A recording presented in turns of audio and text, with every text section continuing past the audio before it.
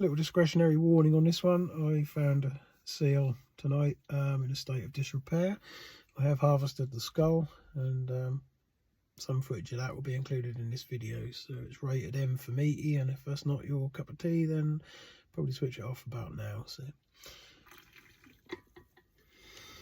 morning all. It is now 9 minutes past 1. So yeah, I've come out again today.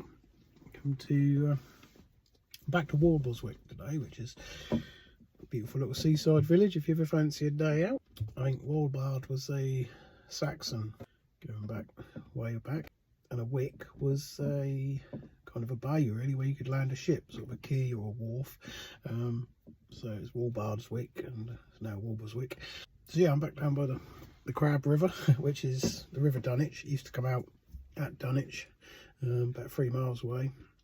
Where I was the other night, where I did find some amber.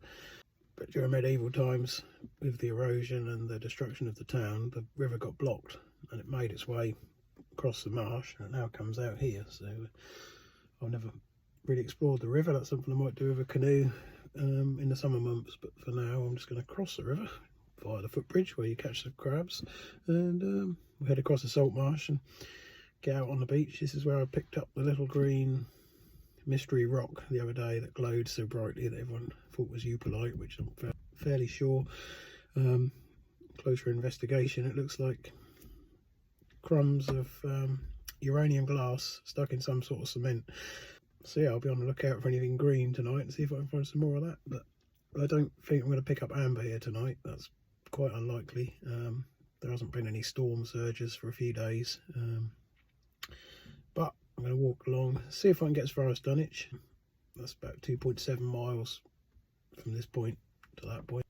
See if I fancy a long night, I'll get all the way to Dunwich and back, but we'll see how it goes. I might be so weighed down with fishing tackle by then I can't lift any more, so we'll see what happens. But yeah, it's a lovely night. It's 10 degrees. I don't know why I'm looking at the dashboard. There's no answers there. This van doesn't do that. But yeah, it's about 10 degrees outside, so it's quite a mild night, so I'm not rugged up too much. Yeah, so I'll finish my tea and off we go. Well, the tide is right in. That's the river. There ain't a lot of space under the bridge, so yeah, it could be interesting. I can hear the sea crashing, so it's rougher out there than I gave it credit for, so we might have something wash up, as long as we can get there. But we'll have a look. Hello, Wabbit.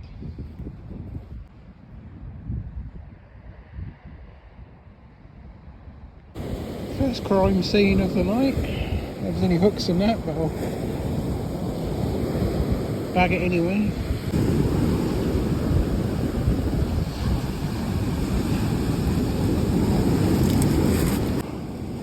That's quite a nice find. Oh, horse tooth. Oh,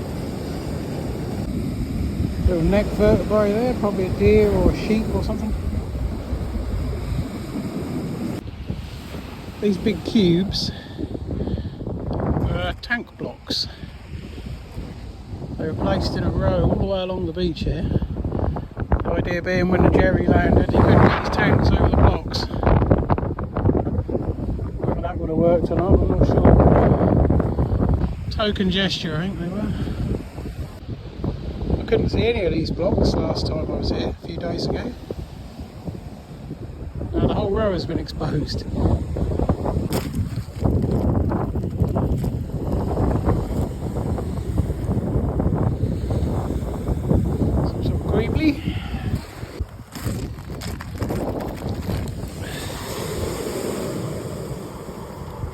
Big old chunk. Another one of matey sugar beet there. Look.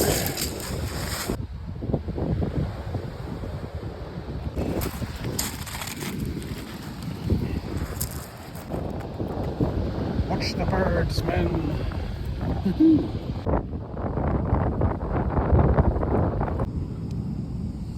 There's a seal. This is where I wish I brought rubber gloves and a bag, because it's a nice skull there, but it stinks. Ha! Nature offers me an option.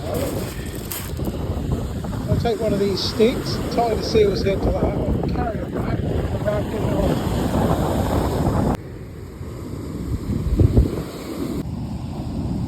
Right, I didn't film that as that's a bit grim, but I've got the skull off the seal.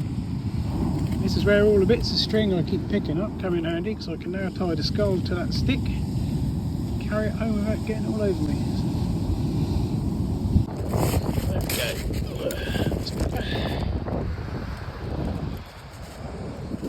Now we're downwind.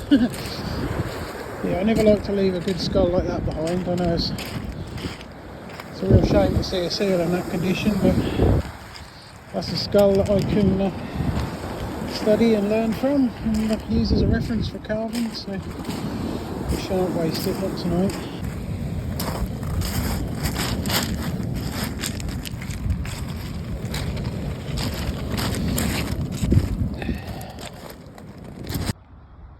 Nearly back to the van. Oh, there she is.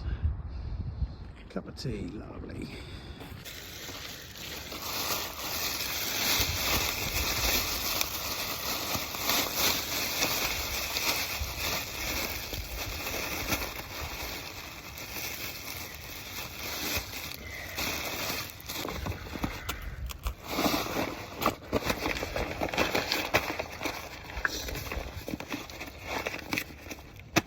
There we go. Oh wow, that was a successful mission. I cut the hunt short for amber because one, I didn't really think I was going to find any, and two, the seal skull trumps that, so it's a case of get that wrapped up and home. Yeah, so that's a result. I know it's not everyone's cup of tea, but anyone who follows me knows skulls are my thing. So when I find a seal skull, that then becomes a mission to retrieve that. I was thinking come back tomorrow morning and pick it up in the daylight, but I've been stung like that before. You leave them lying there and you come back in the morning and someone else has got it. So yeah, that's wrapped up. Doesn't smell now, which is good because it really did stink. That's, yeah, that's gonna have to go in the wash. Remember not to cut me pork pie with that for lunch tomorrow. No, I always carry two blades for that reason. One clean one and one dirty one. I learnt that a long time ago. We don't have one for breast and one for cutting grotty stuff because it's just not nice. Right, what have we won today? We've got the biggest haul of net string plastic shite we've had yet, to be honest, but it all has a purpose I shall reveal at some point when I've finally decided what I'm going to do with it. What's that? Come here, you swine. A baby spoon. Found that on the beach there. Oh, hang on a minute, we found a skull as well, didn't we? What was that one? Risky. I reckon, looking at that, that's a razor bill. Yeah, nice little specimen when it's cleaned up. There's a disappointing amount of plastic there. Absolutely disgraceful. That is the plastic haul. Not all of it glows under the light if we're, picking it all up, but it's the stuff that glows that I'm actually gonna salvage. The rest will be wrapped up somehow and disposed of properly. I mean, you could argue sometimes that is a the hook breaks at sea and it rolls around on the seabed, it's going to come back in that sort of state. But I know looking through here earlier, some of these, they're neatly wrapped and tied where somebody's literally got to the end of the day and thinking, I'm not taking that home, and they've wound it into a neat little bundle like that and then bunged it in the bushes, which is absolutely despicable. There's two hooks there tied together, so that's not a, that's not broken and lost in the sea and washed up again. Somebody's actually taken the time to pick all that together, very neatly tied it up, look, and then tucked it into the grass on the top of the jeans, thinking no one will ever see it, which is ridiculous. I mean, if you're a fisherman, you need to do everything you can to preserve, well, where the fish are coming from for a start. I mean, if you're harvesting any wild animal, the very least of your duties is to ensure that you're looking after where they live, if nothing else, because this is not acceptable. But I'll clear it up when I can. It's not all of it, and it never will be, but makes me feel a little bit better. I certainly can't walk away and leave it there. That would haunt me. Anyway, so yeah, apologise now if that has offended anybody. I know dead things can upset people. Well, they upset me. Got a soul after all, but I'll try and edit it and keep it as non-graphic as possible, because I know that's not for everybody, but it's part of this lifestyle if you're going to be out beach combing,